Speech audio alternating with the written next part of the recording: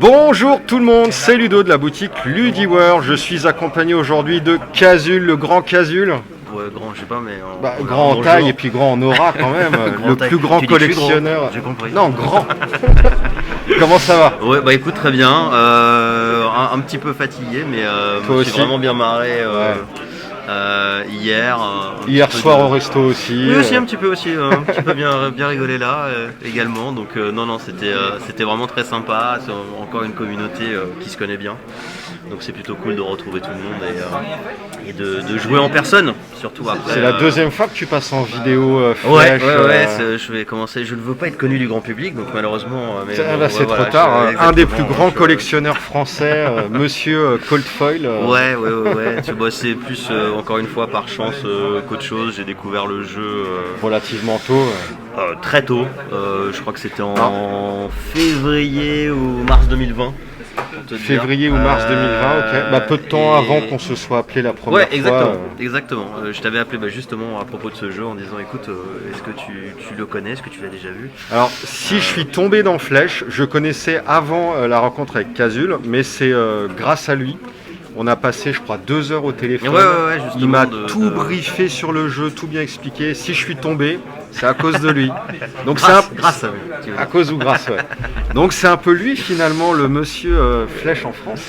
Ouais, je sais pas, mais c'est sûr que j'ai commencé à une époque où en France, même en Europe, je dirais, c'était virtuellement impossible d'en trouver. Il y avait 1 ou 2 magasins qu'on avait, et même pas à travers des distributeurs.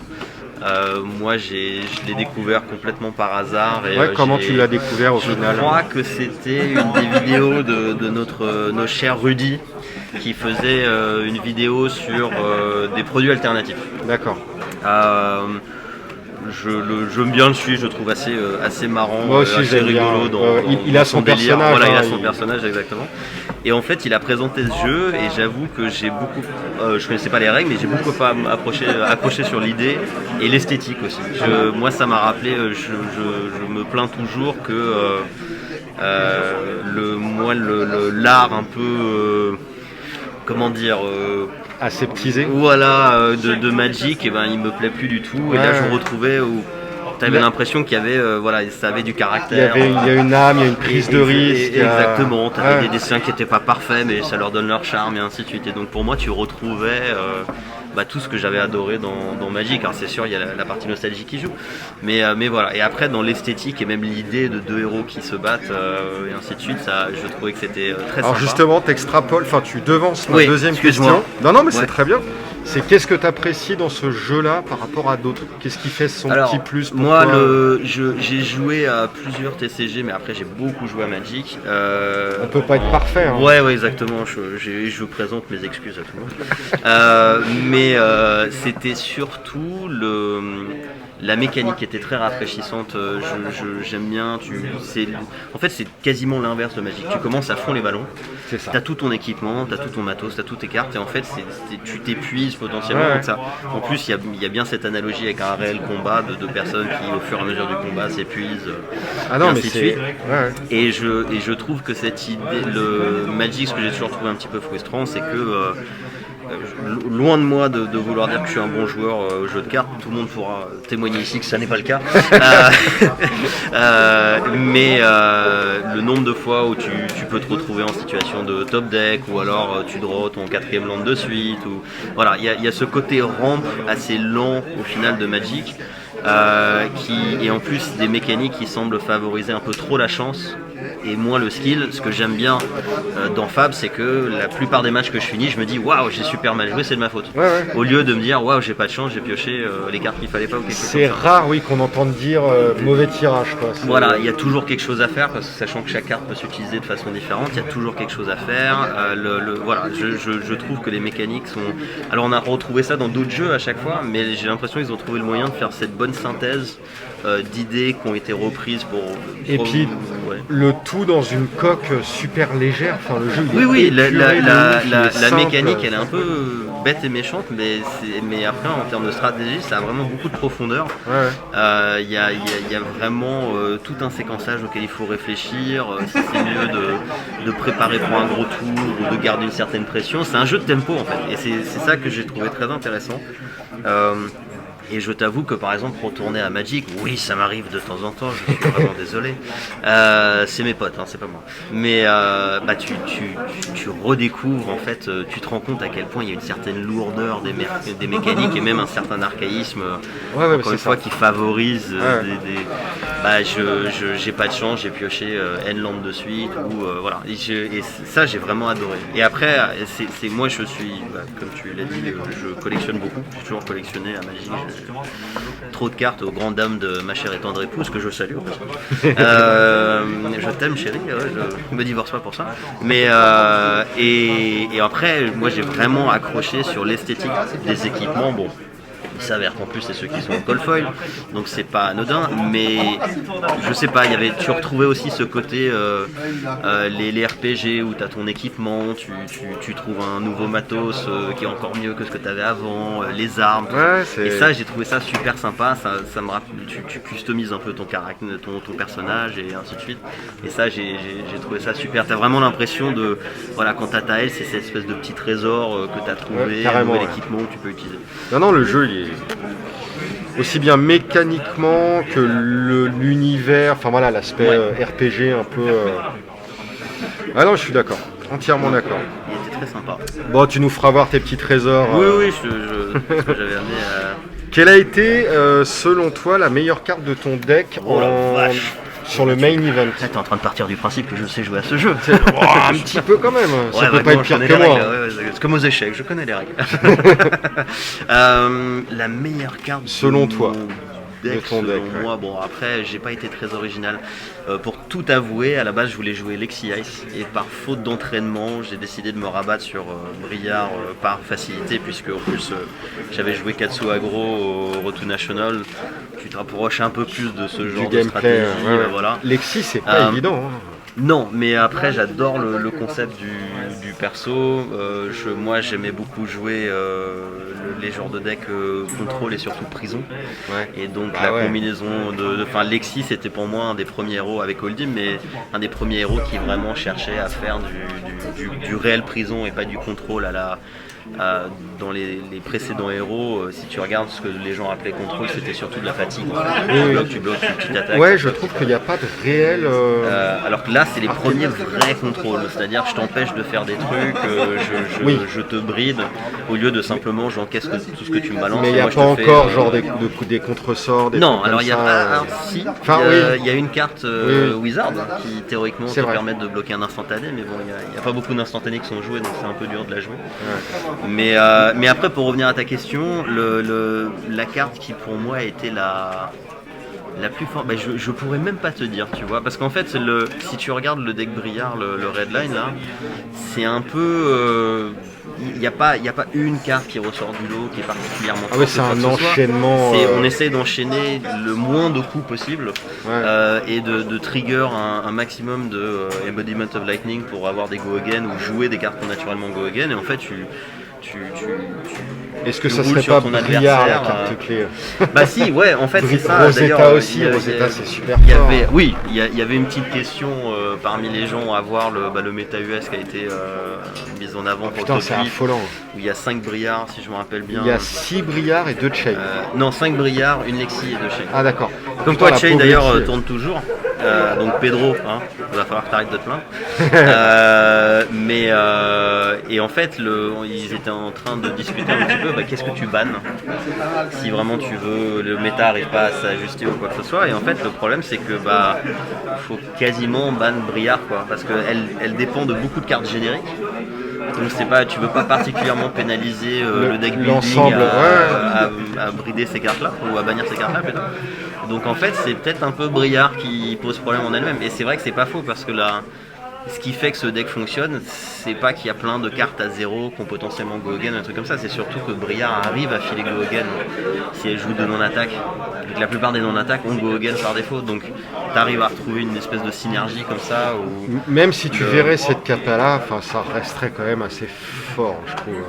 Oui, mais c'est sûr que ce qui aide, en fait, comme dans beaucoup de jeux de cartes, c'est quand même la régularité de ta mécanique qui joue. C'est mieux d'avoir régulièrement un truc qui est fort que de temps en temps un truc qui est très fort. Et effectivement, l'effet de Briard stabilise le fait qu'il te manque un Go-Again quelque part ou un truc comme ça. Et donc, résultat, parce qu'au final, si tu regardes, Katsu cherche à faire la même chose.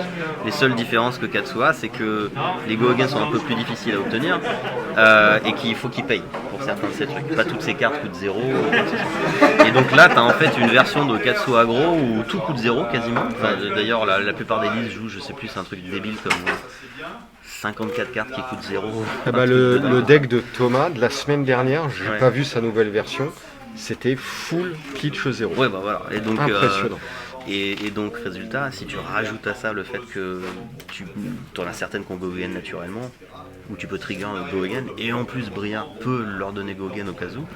Et donc en fait tu stabilises énormément la possibilité de faire 3, 4, 5 attaques par tour. Et puis derrière tu as le petit Rosetta qui fout 4. Alors le Rosetta au final tu t'aperçois que tu le joues pas tant que ça, parce qu'il coûte 1 quand même. Donc au final t'as pas trop envie de pitcher dans ce deck. Ce que fait Thomas c'est qu'il joue la tunique. Voilà, un tour sur 3, tu joues tunique, un tour sur 3, tu fous un coup de Rosetta, parce qu'en plus il y a les 2 Darkhan qui sont très casse-pieds, surtout quand t'es en PV assez bas, mais je sais plus ce que j'allais dire, mais bon bah j'ai perdu mon fil de... Désolé, je t'ai coupé. Non, il n'y a pas de problème, mais c'était... pour revenir, je pense que c'est limite, oui, la carte la plus forte, c'est Briard elle-même. Non mais parce qu'elle joue rien de ultra particulier qui, je sais pas, c'est pas comme certains decks qui ont ces 2-3 cartes qu'elle cherche à setup et quand ça sort, ça te met 15 dominate. Voilà. Donc c'est vraiment Briard qui semble être un petit peu trop OP. Et c'est marrant parce que d'ailleurs pendant la pré-release, tout le monde focalisait sur les Embodiment of Earth en disant c'est dingue, ça trigger sur n'importe quel type de dégâts, tu peux en avoir des tonnes, machin bidule. Alors c'est assez pratique, mais au final tu bloques pas des tonnes parce que tu cherches à garder tes mains. Tu cherches à garder tes mains et tes mains sont attaque en plus. Donc tes mains sont tellement violentes en attaque que vas-y, file-moi 10, je m'en fous. Voilà, et en fait t'es plus en mode encore une fois un peu Katsu Agro, c'est-à-dire tu prends tout dans les dents et t'essayes de garder le tempo parce que toi tu reviens à la charge. Ah oui, et ce que j'allais dire c'est que la raison aussi pour laquelle ce deck est horrible, c'est que à la fin de la journée, tous les héros ont un intellect de 4. Donc t'as que 4 cartes dans la main pour bloquer. Donc déjà si tu fais 5 attaques, il y en a forcément une qui passe. Et tu te retrouves un peu dans ces situations. Et ça c'est si le mec est prêt à discarder sa main en entier. Et donc c'est ça qui est très violent dans ce deck. C'est même pas. Enfin c'est pas comme si les attaques sont énormes, mais c'est de pouvoir enchaîner tant d'attaques et de renverser ton adversaire. Même s'il décide de jeter toute sa main pour se défendre. Donc voilà, donc oui je dirais que c'est Briard. C'est Briard. Quelle est la meilleure carte du format selon toi, classique constructive? Tu me poses des ça c'est un peu compliqué là, j'avoue. Une carte comme ça qui devient qui est la plus forte. Enfin je veux dire je t'avoue que je saurais pas. Je saurais vraiment pas te dire parce qu'il y a un truc quand même qui est assez bien foutu à Flèche, c'est que bon, je sais que le méta dernièrement semble un peu indiquer l'inverse. Mais ce sera intéressant de voir comment il réagit, mais c'est qu'au final quand tu fais des matchs, on va mettre l'exception Briard Redline pour l'instant de côté, mais c'est quand même relativement bien équilibré, ce qui est assez surprenant. Tu finis des matchs, alors faut pas se faire leurrer par le fait que l'adversaire était à 3 quand j'ai perdu, parce qu'il était à 3 en full contrôle, il avait aucun problème, il n'a jamais été à risque et voilà. Il veut bien être à 3. Exactement, c'est plus par choix que par obligation qu'il était probablement à 3, où ça peut arriver tout le monde. Et donc résultat, t'as pas vraiment la carte la plus forte, t'as toujours des staples genre Relentless Strike, Command & Conquer et tout ça. Et ce sera intéressant de voir comment ça évolue au fur et à mesure de nouveaux sets qui sortent, si ces cartes partent un petit peu en désuétude. Mais bon. Pour l'instant, c'est pas le cas. Mais... Ouais, c'est à voir parce que par exemple, Relentless Strike, ça, dans des decks qui ont besoin de se monter davantage, ma petite humble impression, c'est que mine de rien, le fait de devoir te débarrasser d'une carte à chaque fois que tu veux la jouer, sachant que tu as une main à 4 cartes, c'est ça. Moi, l'avoir essayé dans c'est pas full gratuit non plus. Ouais, exactement. Je me retrouve un peu dans une situation où je vais tiens, là j'aurais bien aimé ne pas avoir une Lightning Strike dans la main, tu vois, ou des trucs comme ça. Donc voilà, je pense pas à une carte en particulier que je trouve dingue ou génial, et je pense que justement c'est quand même un des trucs qui est assez bien fait dans le jeu. Du jeu. C'est que t'as un relativement bon équilibre, même si bon le méta bouge un peu dans tous les sens de temps en temps. Ce sera très intéressant de voir comment Briard Redline évolue et si le méta arrive à s'adapter et lui casser les dents. J'ai hâte de voir, pareil. Donc non, je ne sais pas quelle carte, malheureusement. De rien, salut. Hop là. Bon, c'est un petit peu lié. Ah bah là, quel est le meilleur deck du format selon toi? Alors je sais pas, faut voir parce que Briard Redline pour l'instant, c'est encore la même chose, c'est que je connais pas l'expression en français, mais c'est une prophétie qui s'auto-alimente dans le sens. Il y a un mec au UK, il y a quelques decks Redline Briard qui ont pas cartonné au UK, et résultat tout le monde joue Redline Briard. Donc forcément tu vas en trouver plus dans le top 8. Alors il est fort comme deck, c'est pas que par son nom, mais non, mais oui, il y a un effet de masse. Tu vois que déjà il y a genre 40% du field qui le joue. C'est logique. C'est ça qu'il faut voir. Tu retrouves. C'est pas le nombre dans le top 8 qu'il faudrait vraiment regarder, c'est le nombre de transformations. Le taux de conversion. Exactement, entre qui a décidé de jouer cette liste et qui a fini dans le top 8. Ouais. Parce que ça se trouve, si j'exagère, c'est probablement pas ça, mais si 75% du field a déjà décidé de jouer Briard, théoriquement tu devrais retrouver à peu près 75% de Briard en top 8. Bien sûr, et si t'en as que 30%, voilà. Donc, mais pour l'instant, ça a définitivement l'air d'être ça. Après, il doit pouvoir être assez sensible à certains decks, surtout genre maintenant les decks Ice, genre Oldhim et Lexi, avec les Frostbites, parce que forcément, Briard Redline, un Frostbite, ça lui casse les pieds. Alors, ça lui casse pas tant les pieds que ça. Mais après, tout dépend du nombre. Je pense qu'un Frostbite, ça peut être gérable de son côté. Ça commence à être cassé. Ça commence à être. C'est la mort parce qu'en général, tu peux rien jouer. Enfin, tu vas pitcher 3 cartes pour en jouer une, ou alors tu joues pas. C'est ça. Tu t'arsenal. Et voilà. Mais ce qui sera intéressant, je pense, c'est que c'est aussi à parler avec d'autres gars. T'as quand même l'impression que Lexi Ice, par exemple, il y a un gros potentiel, mais qu'il n'est pas trouvé, parce que c'est des héros un peu plus compliqués à jouer. Surtout Lexi par rapport à Oldhim. Et donc peut-être que en fait il y a un build Lexi qui peut être très fort, compétitif, et alors qui va casser les dents à Briard. Oui, ce serait bien de retrouver un équilibre. Mais après je comprends que tout le monde s'affole en disant oh la vache, Briard elle est méga trop forte, elle domine le méta. Non, ça fait une semaine et demie qu'elle domine le méta. Voilà, ça personne l'a joué. Et même à la limite, si c'est réellement le cas, qu'elle domine, qu'elle est overcraquée, etc., il faut qu'on puisse la subir un petit peu. Oui, il faut donner le temps. L'extension vient d'arriver. Il faut donner le temps au méta de s'ajuster. T'as quand même encore une fois ces deux autres héros, surtout Lexi, où je pense que ça va être un peu plus dur à craquer quand tu regardes, parce qu'elle est beaucoup plus compliquée à jouer. Ouais. Mais voilà, donc je sais pas, moi je m'inquiète pas plus que ça. On a eu la même chose quand Chain est sorti. Ils ont banni une carte. Ils ont quand même banni, mais il reste très jouable, la preuve. On en a eu. Et au moins ils savent réagir, quoi. Nous on en a eu un en top 8, il y en a deux aux US. Donc ça reste jouable. Donc voilà, c'est sûr que Briard en termes de ban c'est un peu compliqué parce qu'encore une fois, elle joue rien qui est très spécifique à elle, qui la rend particulièrement OP. Limite c'est les Embodiment of Lightning qu'il faudrait casser ou quelque chose comme ça. Mais bon, tu mets un errata sur la carte. Je suis curieux de voir ce qu'ils vont faire. Quelle carte, tout est lié. Quelle carte de Tales of Faria a eu le plus grand impact sur le format? Briard. Pour l'instant c'est Briard. Alors, moi je serais prêt à dire potentiellement Rosetta Thorn. Et la raison pour laquelle je dirais ça, c'est clair que Briard est un peu impact, mais Briard la joue, et maintenant Chain la joue. Et Viscera aussi, je crois. Et Viscera, Donc en fait, je dirais que c'est probablement une des meilleures armes qui a été designée dans le jeu. Elle est folle. C'est un peu le 2x2 très casse-pied à bloquer, et ça t'empêche beaucoup. Pour faire les 2x2, c'est non-attaque. Il faut faire une non-attaque et une attaque. Ouais, alors, la séquence classique. Voilà, mais c'est la séquence classique Runeblade, tu dois faire un peu des deux. Voilà. Mais c'est pas particulièrement difficile de setup pour le trigger, et surtout en fin de game, c'est assez violent parce que devoir bloquer à 2 cartes une pauvre attaque à 4, c'est très très désagréable. Donc je serais peut-être tenté de dire Rosetta Thorn en termes de cartes. Ça me va. Quelle est ta carte préférée de Flesh and Blood? Je vais être... c'est Push the Points grâce à l'art, il est tellement magnifique. Non.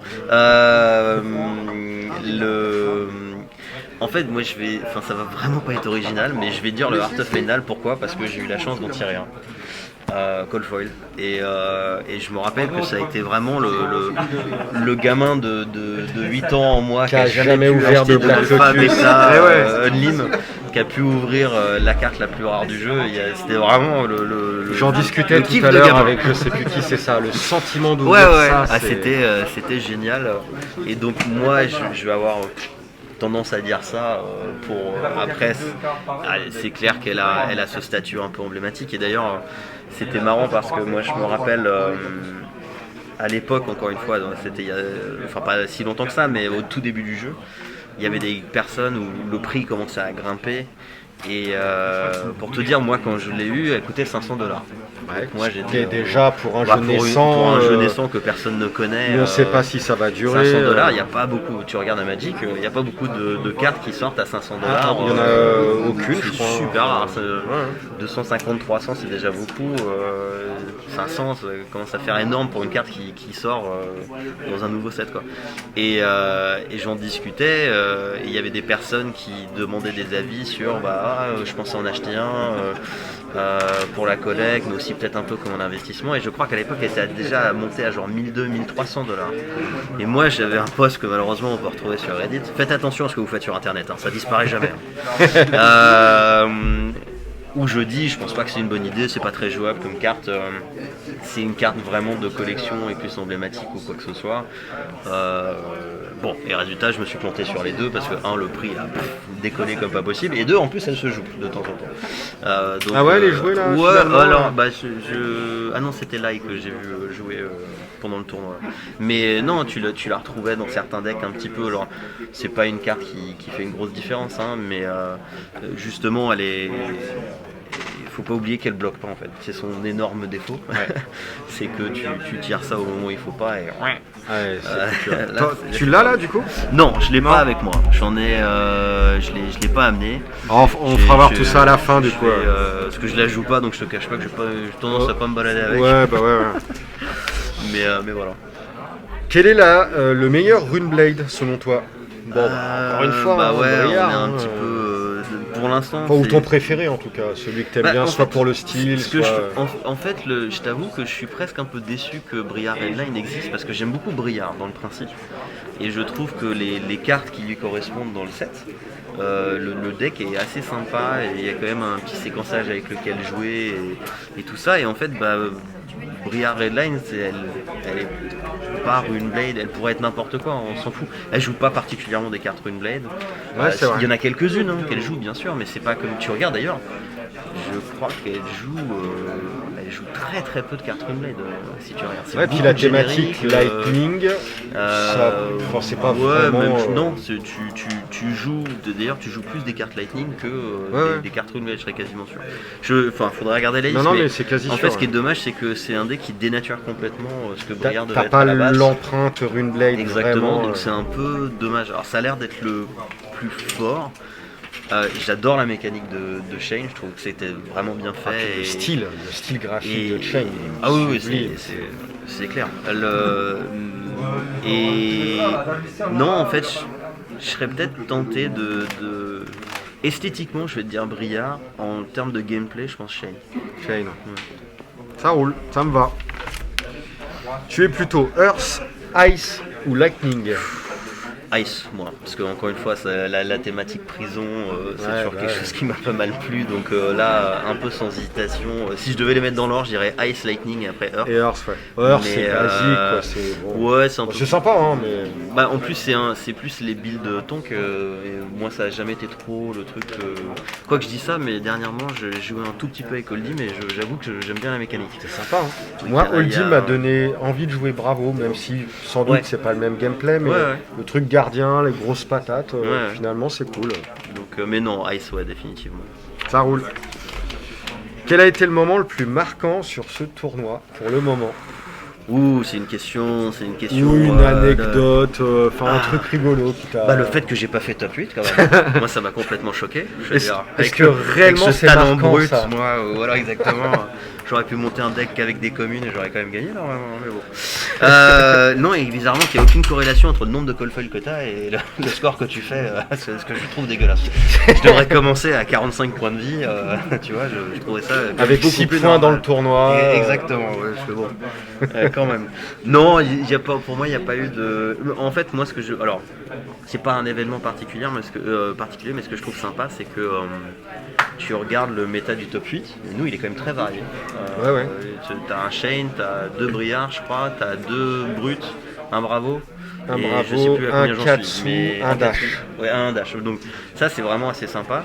Alors qu'en plus je crois bien que si tu regardes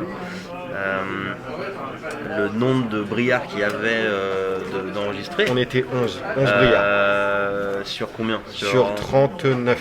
Ouais, donc quand même 25% du set, et au final, il y en avait combien? Il y en avait 2 des Briards. Ah bah tu vois, c'est ça. Donc le taux de conversion, on est pile poil. On est pile poil dessus. Donc, mais ça, j'ai trouvé ça sympa de voir qu'il y avait pas mal de diversité dans notre méta, comme ça, Cocorico, on pourra dire que nous... On aime bien mélanger les choses. Il y a James White qui a répondu. Oui, j'ai vu. T'as vu? Putain, ça fait très trop sympa. plaisir. Ouais, c'est clair. Mais moi, ça a été mon moment le plus marquant du tournoi. Ton pronostic pour le futur champion de France, ou qui aimerais-tu voir gagner? Alors, pour le fun, moi je voudrais que Poison y gagne. Parce que comme ça, c'est surtout pour qu'il arrête de se plaindre. Ah non, mais j'en ai marre qu'il se plaigne. Je suis nul, je suis pas bon, machin. Ça me ferait trop plaisir s'il gagne. Donc voilà, moi j'aimerais bien qu'il gagne, surtout pour qu'il se taise. Non, plus sérieusement, j'ai pas de joueur favori. Moi je trouve que, je te dis, je suis désolé pour les 2 joueurs Briards, mais en fait j'aimerais bien que ce soit pas une Briard, histoire de rassurer un peu, même si ça veut rien dire, ça peut être un one-off. Regarde Prism qui gagne le Road to National, le RTN, exactement. Mais après non, moi je dis que le meilleur gagne, un truc assez classique. Moi j'aimerais bien Poison parce que c'est un ami à moi. Et Dash parce que j'aime bien Dash. Ouais. Mais bon, ouais. Dash c'est pas Poison, mais voilà. Ouais. L'un des 2 decks, ça serait. Mais après en plus il y a quand même des très bons joueurs. On retrouve toujours les mêmes têtes. D'ailleurs les 2 frangins. Ah, les 2 frangins, c'est des machines. Ouais. Mais donc non, je roule pour le premier. Voilà.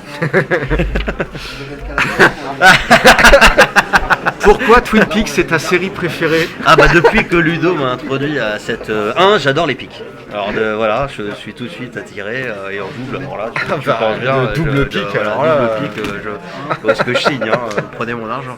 Donc voilà, non, tu sais que je n'ai toujours pas regardé cette série malgré toutes les bonnes choses que tu nous as dit. Ah non, mais personne connaît. Mais il faut que je la regarde. Mais oui, comme ça confiance. Je pourrais te donner un avis. Je t'ai fait confiance objectif. Sur Flèche. Exactement. Fais-moi confiance sur Twin Peaks. Je te promets, je vais m'y mettre et je te ferai un retour écrit. Ça me va. Voilà. Merci beaucoup Cazul pour cette petite interview. Merci à toi. Un petit mot de la fin, tu voulais nous faire voir quelques quelques cartes. Regarder les cartes. Je te laisse nous présenter tes petits bébés. Alors je précise que c'est même pas pour crâner parce que moi j'ai pas les Onlim. Faut pas oublier que ça. Celle-là je l'ai tirée. Ouais. Mais par exemple je crois que le Grass. Oh là là. Je l'ai acheté, mais encore une fois à l'époque ça coûtait ce que coûte aujourd'hui l'Onlim quoi. Ouais. Donc c'était ouais. Bon, donc c'est un peu le coup de bol, on va pas se mentir. Alors là je t'avoue qu'on voit pas. C'est ce qu'on va faire. Là il y a... Hop. Je vais carrément... Alors je devrais vraiment pas faire ça. Ah oui. Non mais c'est bon, t'inquiète. Là on voyait. Oh là là. Mais tu peux voir le... Ouais. Et voilà, moi c'est rien qu'à cause de ça que je me suis mis au jeu. C'est vraiment sublime. Ce que j'ai mis là, la petite couverture. C'est le... Voilà, alors c'est là, parce que j'ai fini premier au RTN, non pas du tout. Je Mais j'en ai récupéré une parce que je la trouve magnifique. J'avais failli essayer de trouver une. Donc là, c'est la version Extended Art. Extended Art, mais avec Rainbow une Foil. opacité réduite. Ouais, exactement. Donc c'est ce qu'ils veulent dire par Extended Art, c'est qu'en fait dans la textbox tu vois encore l'image. L'autre chose aussi, c'est que l'image est centrée différemment. On a d'autres où la full art, l'art ne change pas. Si tu regardes une tunique, la pauvre madame, tu vois ça en fait sur la tunique et c'est un peu plus bas. Et là, tu vois le visage de cette. Elle est magnifique, hein, vraiment. Voilà. De cette jeune oracle qui. Je sais pas ce qu'elle fait, mais bon. Ça m'a toujours fait un petit peu marrer de penser à, tu vois, Rinard en train de porter ça. Un petit côté. Je suis déjà surpris qu'il rentre dedans, mais bon, après, voilà, c'est peut-être que sur une jambe. L'incroyable Hulk. Voilà, exactement. Mais donc voilà, celle-là, j'ai la version Cold Foil, j'ai la version Rainbow Foil, et après j'ai celle-là. Et j'aimerais beaucoup trouver une façon de récupérer la Gold Cold Foil pour la collection. Parce que, alors j'en ai aucune des Gold Cold Foil. J'ai toutes les Cold Foil de tous les sets, sauf une. Ce satané shard, d'ailleurs je fais un appel, hein. Si quelqu'un a un shard Cold Foil dont il ne veut pas, je sais pas, moi je veux bien essayer de le reprendre. La shard c'est c'est celle qui était sortie dans Cru. Dans Cru, ouais. C'est la gemme de Cru et c'est littéralement la seule qui me manque et je redors pas de la nuit, hein. Je suis pas bien, j'ai des sueurs froides. Elle se trouve encore, c'est juste que le prix doit être... Ouais, le prix est dingue, je crois que c'est 3 500 $. En ce moment, c'est la moins chère des trois de loin, mais quand même, voilà. Donc, mais j'aimerais bien essayer de trouver une façon de compléter cette collection, parce qu'il y a ce petit trou béant dans. Et puis tu te focalises que là-dessus. Ah bah bien sûr, je m'en fous, le P12 on s'en fout, c'est là. Donc voilà. Mais, bon bah ça marche. Bah merci énormément, c'était super cool. Merci à toi et merci beaucoup pour l'organisation, c'était super fun. Bah, quand tu vois des événements comme ça, c'est super. Et donc non, c'était vraiment cool et vivement le prochain. Vivement le prochain, c'est ça. Bon allez, à plus. Bon, allez, merci. Salut tout le monde.